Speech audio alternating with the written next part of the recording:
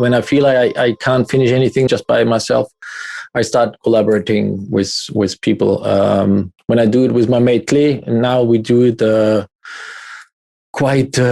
Before it was more occasionally. Now we do it on a almost regular level, and it's also, again, it's more like, two friends, lads sitting together in the studio and they're just having a great time, instead of, like, we don't have to prove anything to ourselves, or, like, I do more for the outside world than he does, but it's just us jamming, having a great time.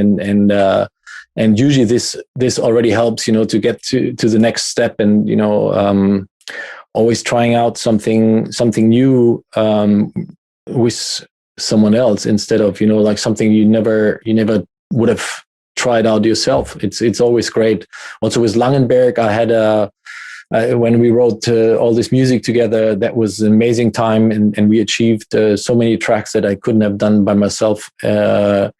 And it's like it was a great time where, like, both of us gave so much, and it worked so great that I think it was. I always try to say, like, if we came up with 150%, because it was, or almost 200, somewhere in between 150 and 200%, because both of us were giving so much. That's usually, like, in collaboration, sometimes you have to take away from you, but we didn't have to do that. And but this is a special. It doesn't have to do with not being able to create by myself, but sometimes in general, collaborations, I think, are a great way to learn and to get better at what you do, and like, get a new picture of, like, how to do things.